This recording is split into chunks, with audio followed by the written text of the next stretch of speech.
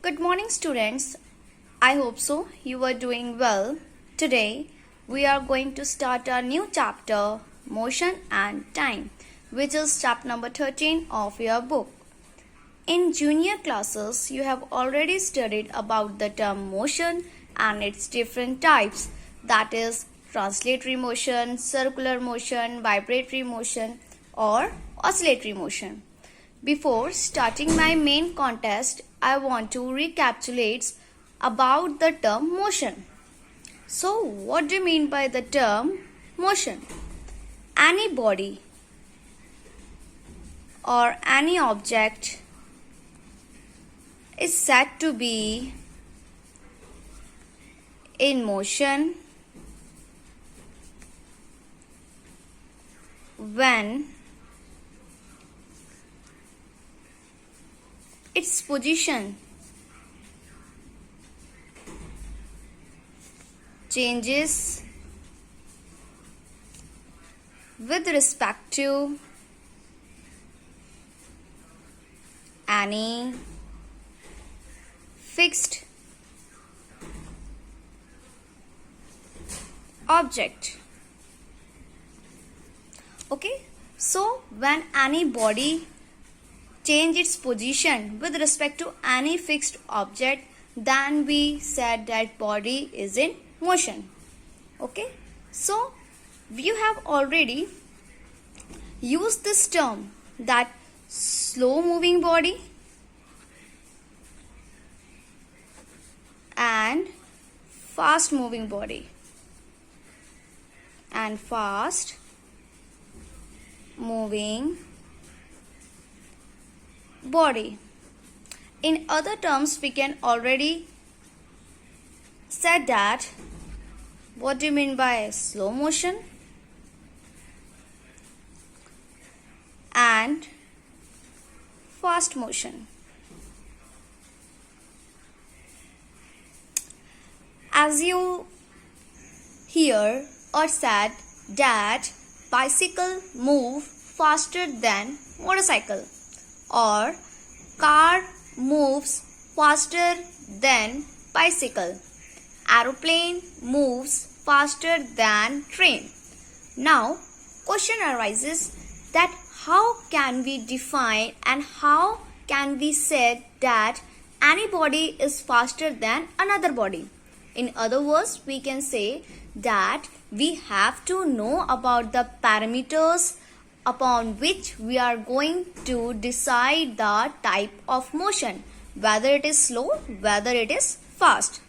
So, mainly we have a two parameter which is usually define your type of motion, that is whether it is slow, whether it is fast.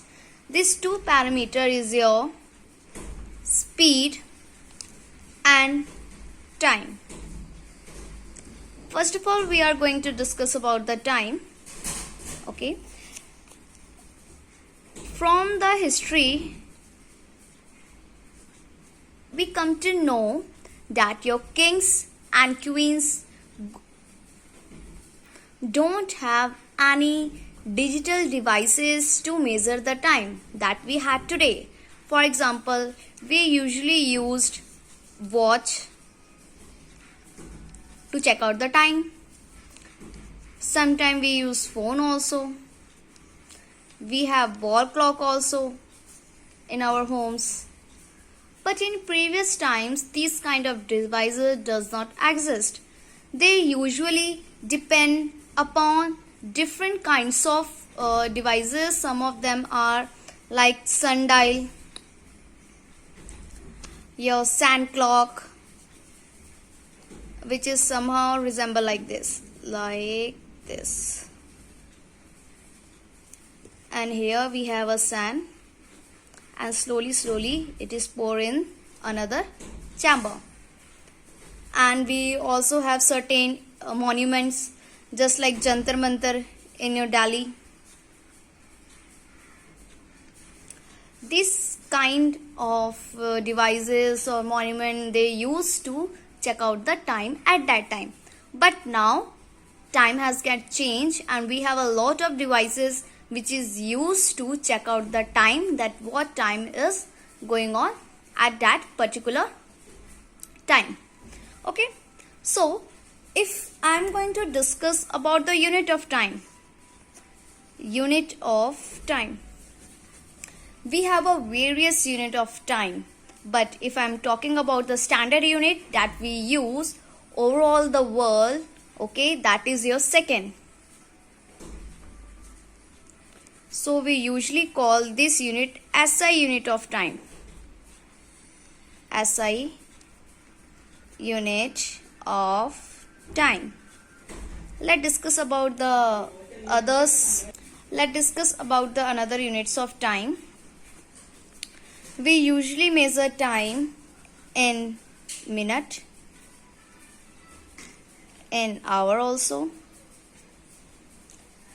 in days also, in months also, in year also, or in century also. Okay, let's further discuss about the relationship between this unit with our SI unit. So 1 minute is equals to 60 seconds,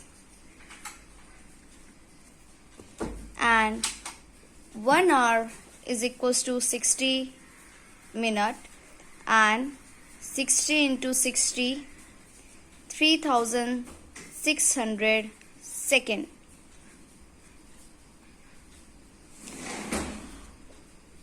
Days, 1 day contain 24 hours. 1 month contain, depending upon the year, whether it is a leap year or normal year, we have day 28 also, 29 also, but normally we have 30 or 31 day in a month. And 1 year we have 365 days if it is a normal year, and or 366 days if it is a leap year. And 1 century is equals to 100 years. So there was a relation between different units of time. Now discuss about our another parameter, that is your speed. Speed is a physical quantity which is defined as the distance traveled by an object or a body in a given time. So it was a distance traveled by an object, or you can use the word the body also, in a given time. Then we have quantity speed. Okay. For numerical purpose, we have mathematic formula also to calculate the speed if distance and time is given. So speed is given as distance traveled by time taken. So this is your mathematical formula which is used to find out the speed quantity when distance and time taken by the body is given to you. Okay, now comes to its unit. Since for any physical quantity, unit play a very important role. Without unit, your physical quantity, not only I'm talking about the speed, in fact any physical quantity is incomplete without its unit. How? Let me show you. If I am writing here that 10 kg, 10 meter, 10 rupees and simple 10. So if I ask you that what it denote, 10 kg means, so you simply said, ma'am, it's somehow related to the weight. It may happen I need 10 kg of sugar, 10 kg of salt, 10 kg of potato, onion, anything else. So I can say that it represents the weight. So another, if I'm talking about the 10 meter, it represents the length, or we can say distance also. And 10 rupees denotes your amount. And if this, I'm talking about this simple 10, what it represent? Is it represent weight, length, amount, or any other physical quantity? You said, ma'am, no, it was just a number, just a mathematic number. So here you can see difference clearly. When I use kg, it denote weight, meter, it denote length, rupees, it denote amount, and with no unit, this is just merely a number. So if I'm saying that give me a 10, give me a 10. So you can simply say that, ma'am, what do you want 10? You want 10 rupees, you want 10 meter cloth, you want 10 kg of sugar, rice, anything else. So that's why physical quantities play a very, very important role with its unit. Okay, so whenever we discuss any physical quantity, it is important to discuss its unit also. Let's discuss upon our main concept. So here we are going to discuss about the SI unit of, or we can say units of speed. So if I'm taking the help of this mathematical formula again, firstly I want to discuss one thing more, that speed is merely denoted by the symbol V, small alphabetic V, and distance is denoted by a small alphabetic S, and time is denoted by a small alphabetic T. It may differ, okay, but still it is denoted by this basic sign or alphabetic letter. So I'm taking the help of this and try to find out the unit of speed. So if I'm talking about the distance usually have its unit kilometer or meter. Okay, 1000 kilometer, 1 meter. And unit of time which we usually use is your second, hour, or your minute. Okay, so first unit which we use for the speed V is your distance in kilometer and time in hour. Distance in kilometer and time in hour. Okay, so the first unit of speed which were widely used while doing lots of calculation or in our daily life also. Okay, so we use kilometer per hour. It can be also written as kilometer per hour or kilometer H inverse. Don't speak H minus 1. It's going to be wrong. Okay, one thing more I want to add it here. Never write like this, H minus 1. It is absolutely wrong. Okay, it will be H. I'm writing minus 1 on the superscript of this letter H. So this is H inverse, not H minus 1. So here we have a different kind of denotation, or we can say ways by which we can denote the units of speed. Kilometer per hour, or kilometer H inverse. It depends upon you what you want to use, but we have to knowledge of each and every unit. Okay, now let us discuss about another unit which is used for speed is distance in meter and time in second. Distance in meter and time in second. Okay, and it is usually denoted by the small alphabetic letter M and second for S.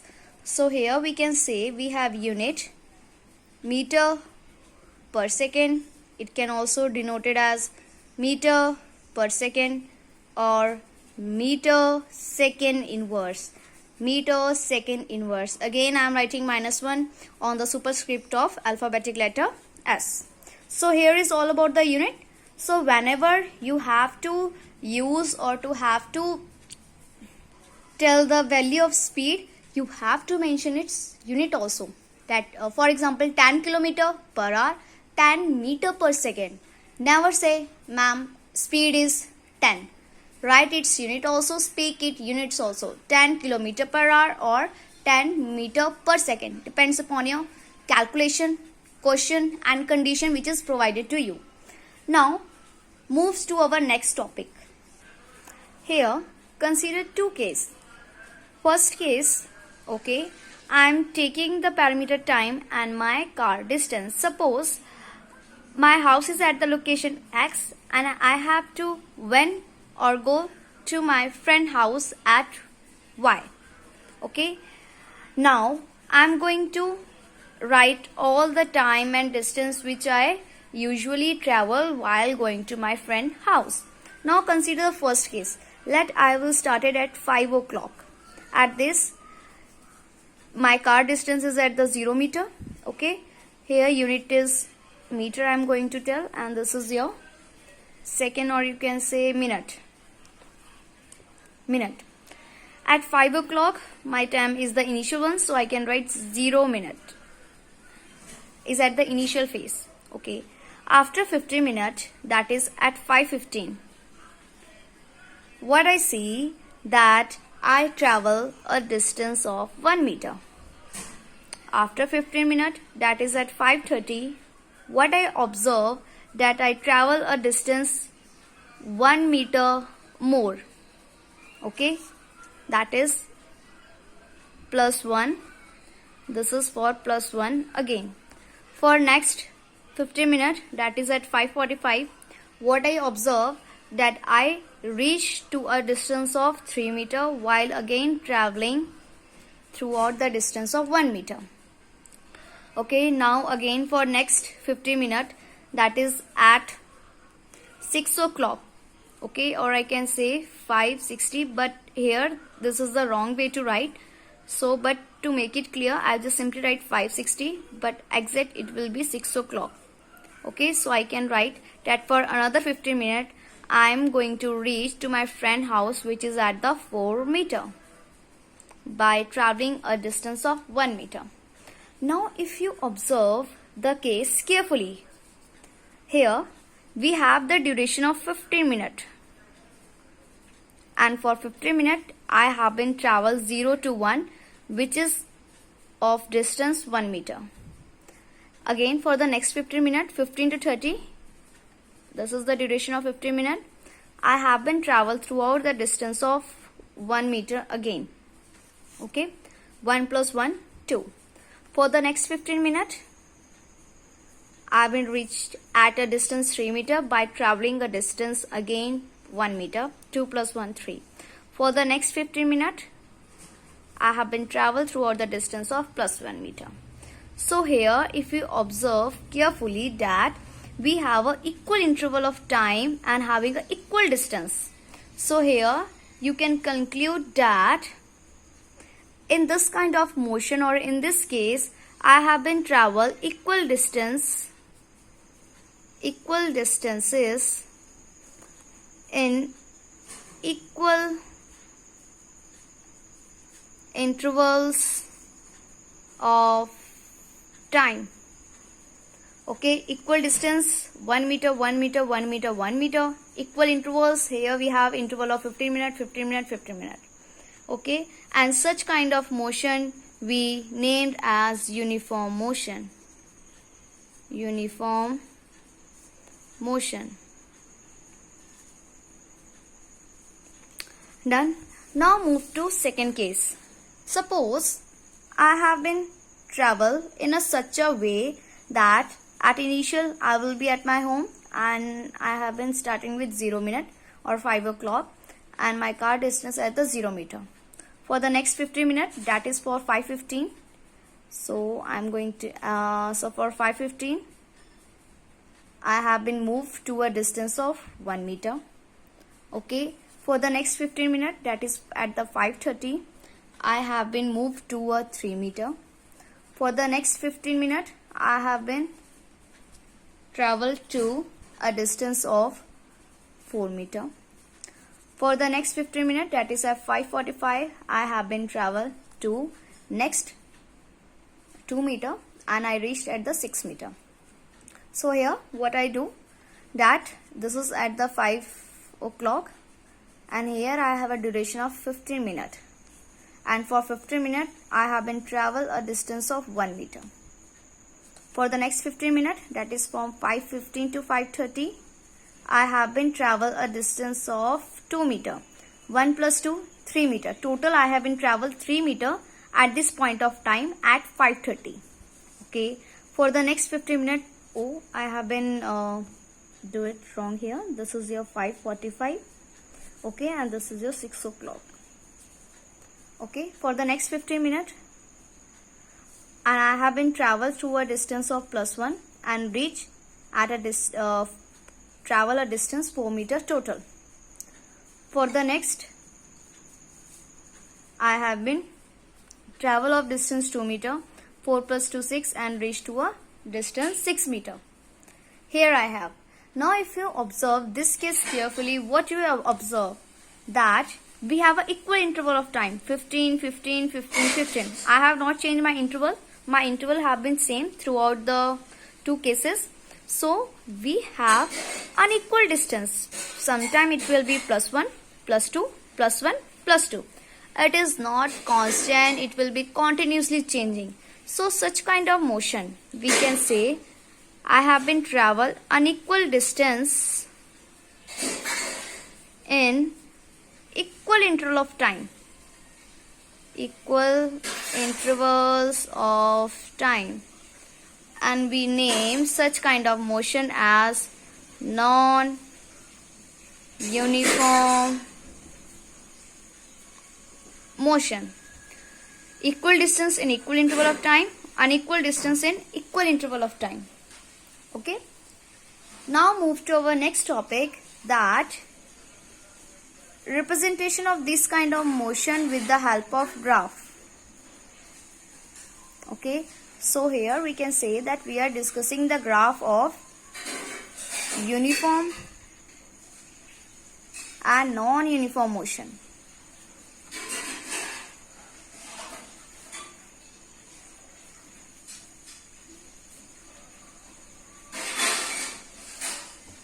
Okay, so let's get started. First of all, we have to know about the graph, that why we are using graph and what kind of graph we are using here.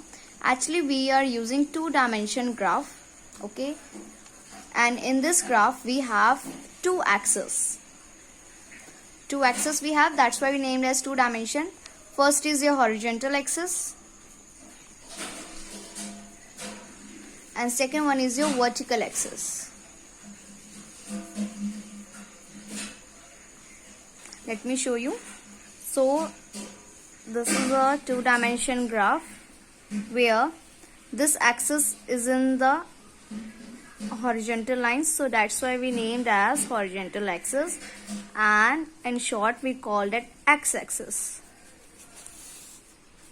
And this line is your vertical axis or vertical line, you can say, and we named it as y-axis.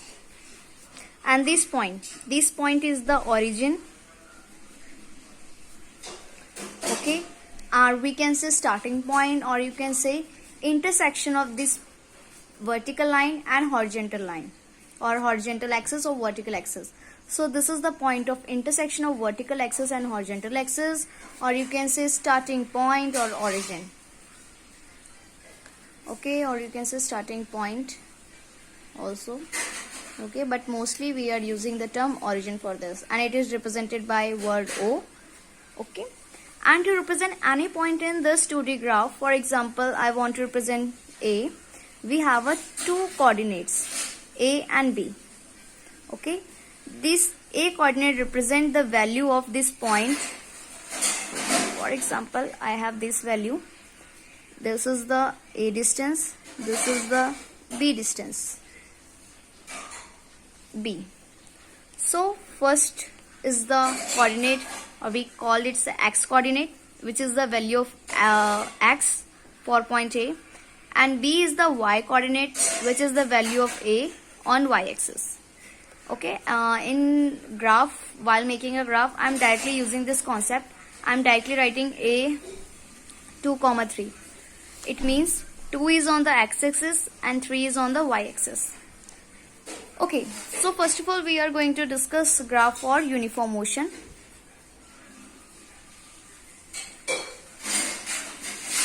Since for making graph for both the types of motion, I am going to take two parameters. First is my distance and second is my time. Why I am using this parameter only? Let's discuss here once again. I have been using equal distance in equal interval of time. Unequal distance in equal interval of time. Here we have parameter distance time. So that's why we are using the parameter distance and time. While making a graph, keep this point in your mind that your value of time will be along x-axis and value of distance will be right along y-axis. Let's discuss here.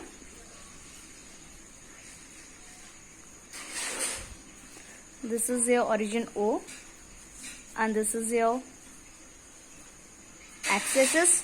Here I am going to represent the value of time and this is your distance value along y-axis. Since the arrow shows that it will be in continue, it will never get terminated. Okay, your y-axis will be moving in upward direction and horizontal or x-axis will be moving in this direction. Now let us take the case of uniform motion once again to plot a graph. So here we have a two case again. First we have case of uniform motion. How can we say? Since here we have an equal interval of time, since time is usually I measure in second and distance in meter. 0 to 1 second, 1 second, 2 second, 2 to 3, 3 to 4, 4 to 5 and continue. I already discuss about this, that this value can be continue, but I have been terminated till the time 5 seconds. And for each second my distance is also equal. 1 meter, 1 meter, 1 meter, 1 meter, 1 meter. Plus 1, plus 1, plus 1 and this will be continue. So this is the case of your uniform motion. And this is the case of your non-uniform motion. Since here already we have an equal interval of time of 1 second, 1 second, 1 second. Okay, we have an equal gap of time. Interval you can understand as an equal gap. And for distance I have a different value of distance. For here we have plus 2, here we have plus 2, here we have plus 1, again we have plus 2 and again I have plus 2. Okay, suppose it will be not plus 2, let it be 8. So this will be plus 1. It helps us to make a graph in a easy way. So first of all plot with a uniform motion. For this I have to mark a value here. 1, 2, 3, 4, 5. So for 0, 0 I have in 0 second and for this 0 meter. So my first point be on the origin. I have done with my this point. Move for the next point. 1 second time, 1 meter distance. 1 second time and 1 meter distance. So I am here. Now move to the next one. I have completed with this. Move to the third point. 2 second, 2 meter. 2 second, 2 meter. For next point I have 3 second, 3 meter.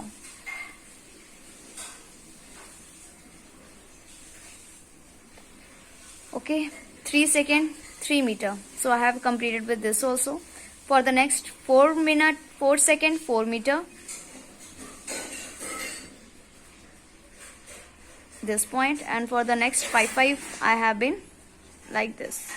So it somehow be like this. Okay, now if I'm join this point, what will I get? That I'm joining with my rough hand. Here you can see clearly that I will get a straight line which is passing through the origin. Passing through the origin.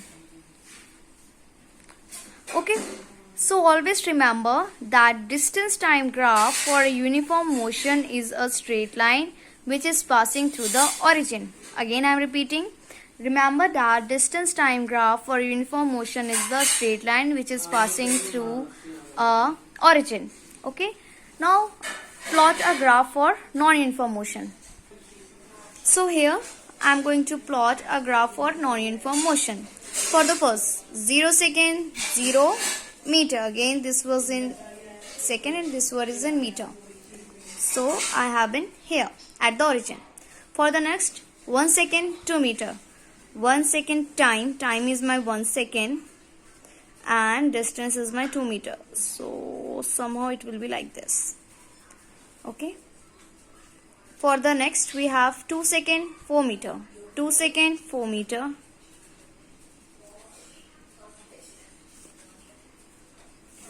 Here. So for the next I have done this. Now for this 3 second, 5 meter. 3 distance, 5 meter. I am here. So I have completed with this also. Now move to the next one, that is 4 second, 7 meter. 4 second like this, and I have been reaching here. And for the next 5 to 8, so somehow it will be above this graph. Okay, so you can imagine it will somehow like here, यहाँ पे कहीं भी होगा. Okay, now if I am going to make this points, what kind of graph I will get? I will be get somehow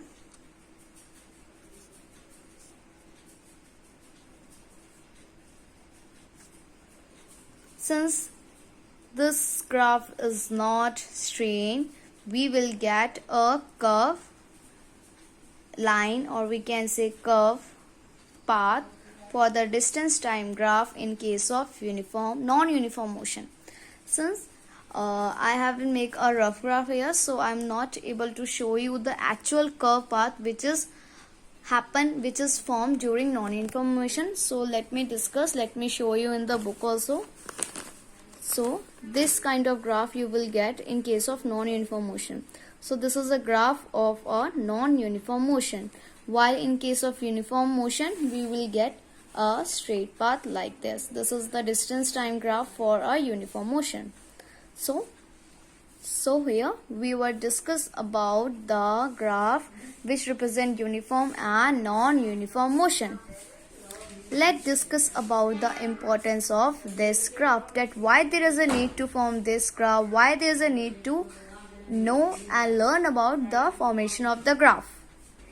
The application of study the graph is to calculate speed from it. You can easily calculate speed by making a distance time graph. Since I want to note it here that we can find the speed only in case of uniform motion by making a graph. We are not able to calculate speed for a non-uniform motion. Here we have to discuss about the word slope. What is slope? Slope means steepness. Steepness means slope. Okay, sometimes we use the word gradient also. So to find the gradient or slope of any line, we have used this formula. We have this kind of formula which is y2 minus y1 x2 minus x1, where y2 is the y coordinate of this point. Okay, or you can say here, if I want to locate the point, y2 is the here y coordinate of point B, y1 is the y coordinate of point A, x2 is the x coordinate of point B, and x1 is the x coordinate of point A. So this is the formula. Okay, since the value which obtained by calculating this, by putting a particular value, we will give the value which is the speed of a body during the uniform motion. So here we have one example also to understand this. Here we have to calculate speed of a body from its distance time graph. Here we have a uniform motion here, as we have a straight line which is passing to the origin. We don't have any curve path, we have simply a straight path. Here we have given a two coordinates A and B, which having A having x coordinate 4, y coordinate 20, B have x coordinate 8, y coordinate 40. First of all, we have to find the slope, because with the help of slope only we are going to calculate its speed. Slope is given as y2 minus y1, y2 minus y1, y2 minus y1. Sorry, y2 minus y1, y2 minus y1, and 40 minus 20, 40 minus 20. Next is x2 minus x1. Where is my x2? x2 minus x1 means x2 minus x1, 8 minus 4, 8 minus 4, this is 4. So here we have the value, that is of 5. Okay, since this will give you the speed of an body and we have a unit, we have to use the unit also. So that's why you can say distance is meter and time is in seconds. So that's why we have a unit 5 meter per second, 5 meter per second. Okay, now move to our last topic of this chapter, that is a simple pendulum. First of all, question come in our mind is, what is simple pendulum? Simple pendulum is a kind of arrangement which contain a string like this. You can say this is a string and suspended, connected with a ball. Okay, or we can say bob. Okay, this will be small mass which is in the sphere form. We call it as bob. So this kind of arrangement we call it as simple pendulum. So simple pendulum is used in various kind of experiment also. And you have already seen in the wall clock also. We have a simple pendulum in the wall clock also. So let's discuss about it, that what is the different kind of term and terminology we are using while dealing the experiment with simple pendulum. Okay, first word or first term we have the oscillation, 1s oscillation. Since if you look at this diagram carefully, this position is known as equilibrium position or mean position of my bob. Okay, let I take it here and hold it here and then make it and release it. Then it will be move here, here, again here, here. This, any, this to this, this to this, this to this, this to this. It will be continue. Since what is oscillation? When a bob of a pendulum, or we can say bob, will move from one position to another position, then it will be again come to its original position. Like for example, I was taking the help of this. This is not a pendulum. It was just to illustrate or make you understand very well. Suppose this is my pendulum, this is my bob. So it will be moving like this. When I say that it will be one oscillation, when it start from this, comes to its equilibrium position like this, this. Okay, after comes to its main position, to its original position, we call that it completes its one oscillation. Now comes to its definition. When the bob of the pendulum moves from one point, goes on the opposite side, move from one point, goes on the opposite side, and then comes back to its original position. After this, it will be goes to its original position.